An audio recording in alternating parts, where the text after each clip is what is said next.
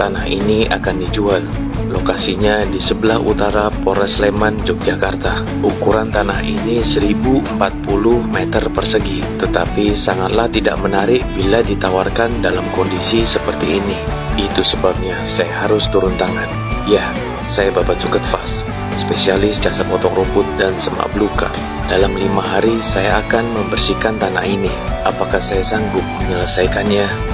Inilah kisah saya. Assalamualaikum, jumpa lagi dengan Bapak Cuket Fast. Hari ini saya berada di daerah Kerapia, Sleman, Yogyakarta, tepatnya di samping sebelah utara Polres Sleman. Beginilah penampakan awal lahan yang akan saya bersihkan. Ukuran tanah ini 1040 meter persegi dan rencananya mau dijual. Pada kesepakatan awal dengan customer, saya akan meratakan rumput, semak belukar, dan anak-anak pohon, terkecuali pohon-pohon besar. Untuk proses pembersihannya, saya meminta waktu 5 hari.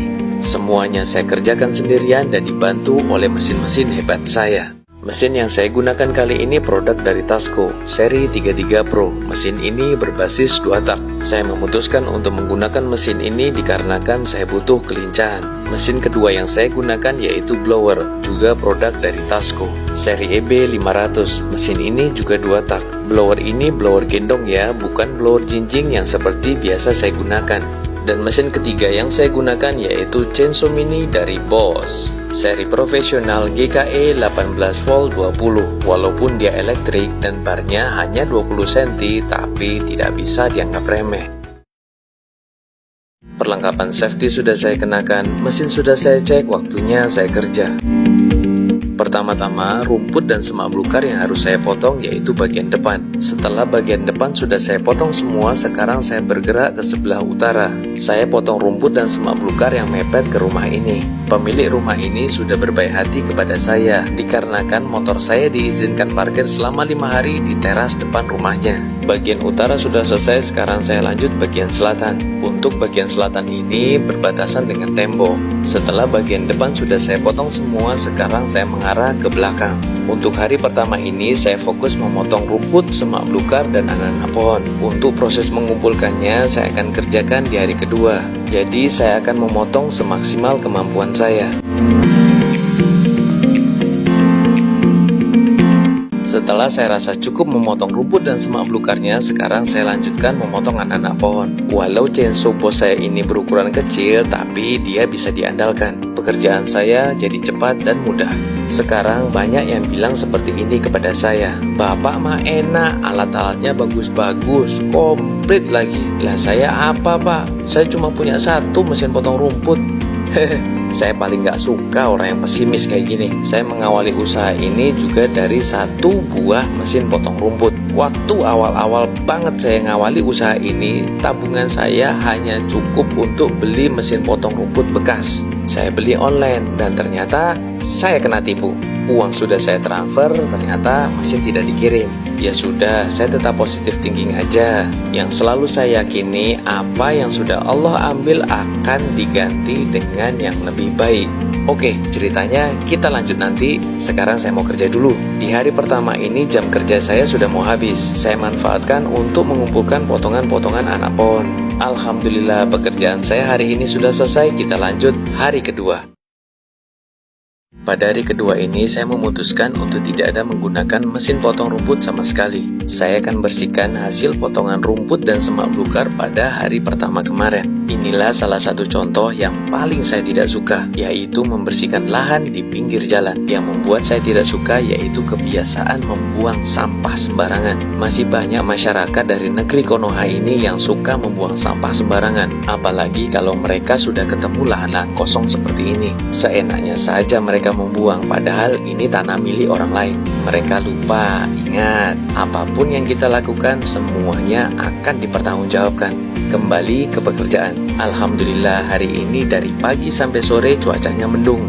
Jadi tenaga saya tidak terlalu terkuras oleh sengatan sinar matahari. Karena proses ini adalah proses yang paling berat, yaitu mengumpulkan. Alhamdulillah nggak kerasa sudah sore hari. Waktunya saya pulang. Kita lanjut hari ketiga. Pada hari ketiga ini, beginilah penampakan lahan yang harus saya lanjutkan pembersihannya.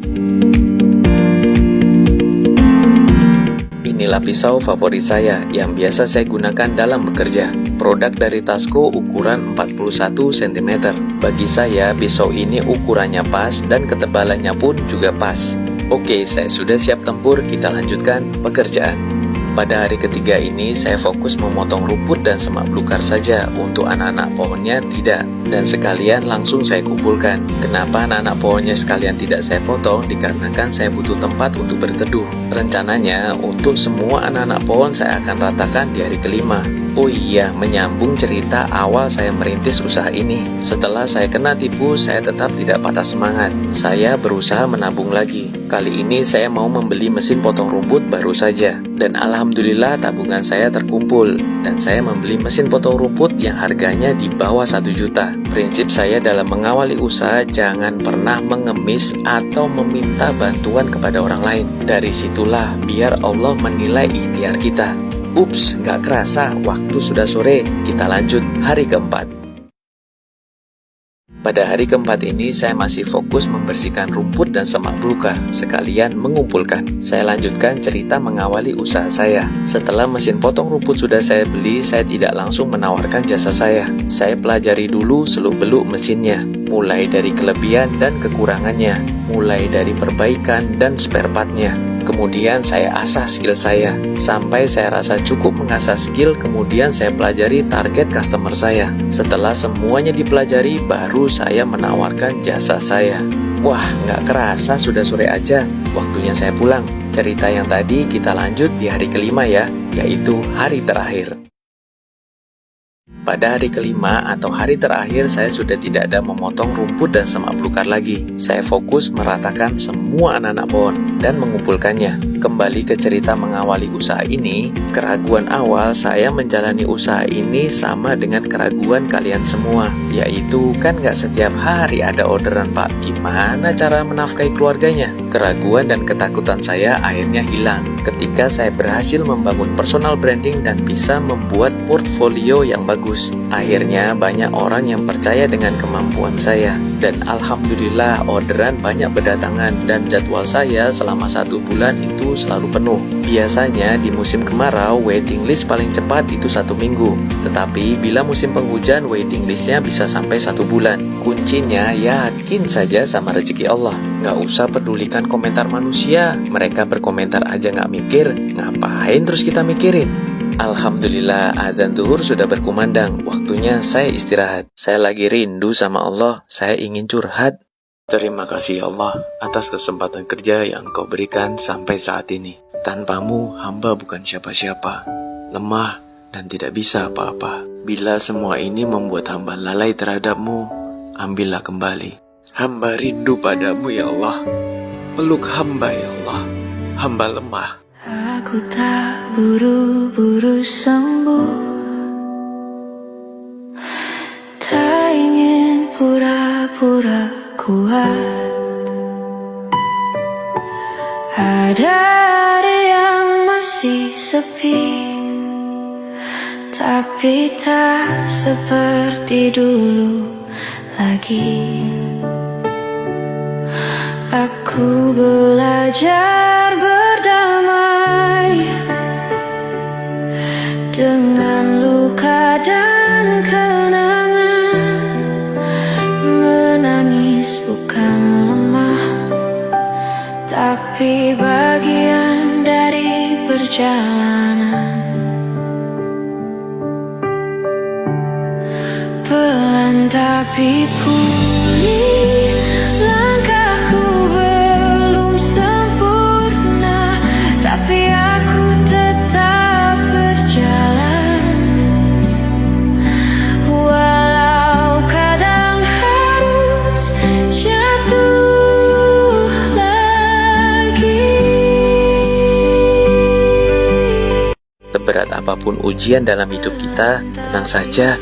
Selama ini kita bisa melaluinya. Semuanya akan baik-baik saja. Dan yakin kamu itu istimewa. Untuk lanjut dengan hati yang lebih jujur.